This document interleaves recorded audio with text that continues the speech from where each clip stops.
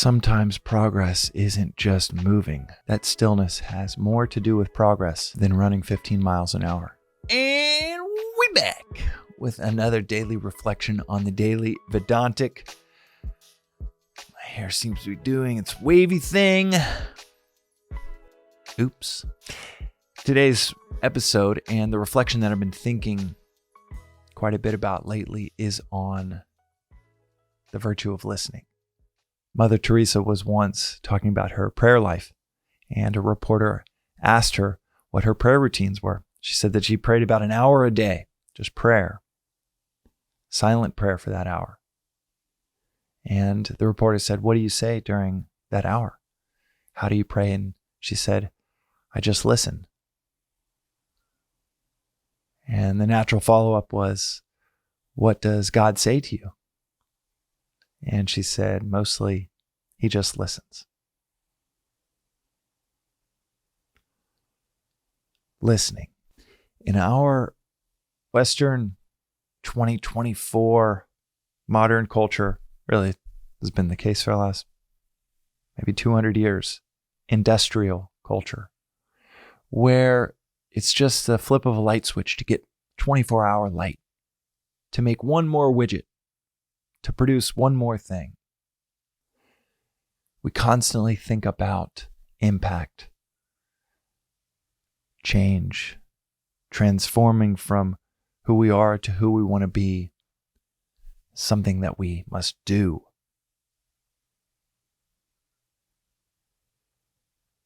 But for anyone that's surfed, you realize there is a beautiful union between you and nature, your will, and whether a wave that you can take is coming your way or not.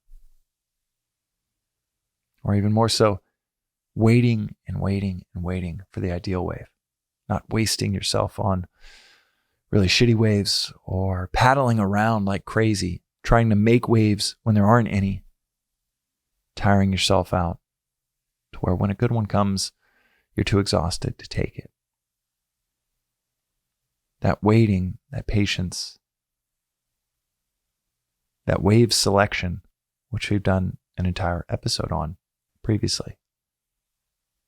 That wave selection, that is as much about the ride for 300 meters down the face of a beautiful open wave as it has as much to do with that as popping up the right board.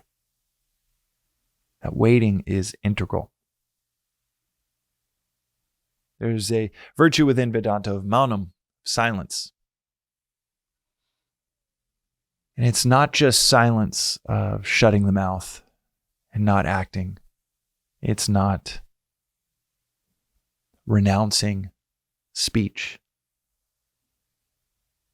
It's taking up listening.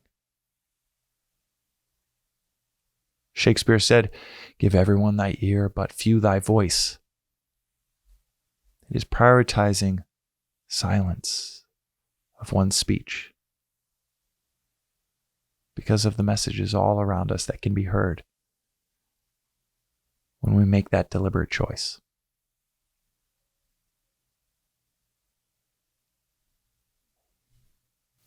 Silence.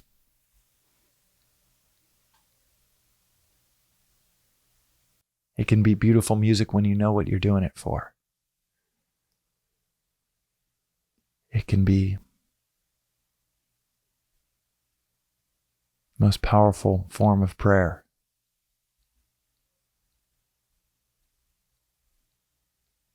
And it's a healthy reminder when we take moments of silence, even just 30 seconds,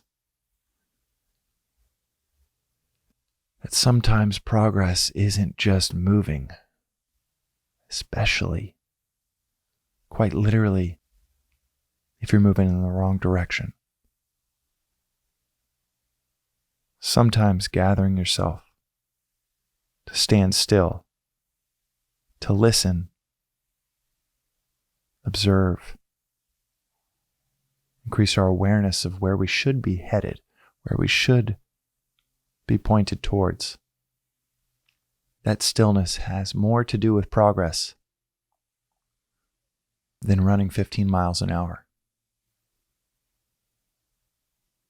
That stillness, when it is correcting the direction you're going in, might be the most important thing you can do to getting there. More important than any step you could have taken. And more important than anything else you could have done in that moment.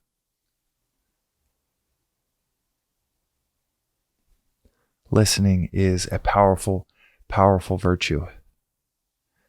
It is the three practices within Vedanta, the three daily practices that Swami will talk about are question everything, don't take anything for granted, and study and reflect daily.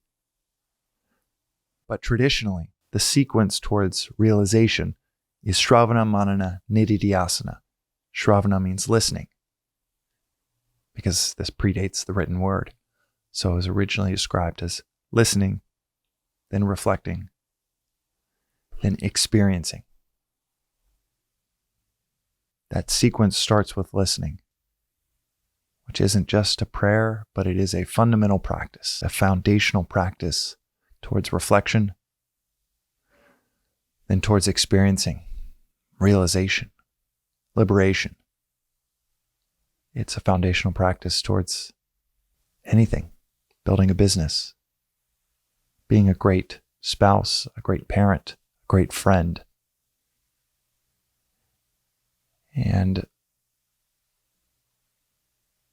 I'll speak for myself, it is a skill that requires immense deliberation to master. It's one that I've been thinking about lately, and I plan to practice much better going forward. That's today's reflection on the Daily Vedantic. We'll see you next time.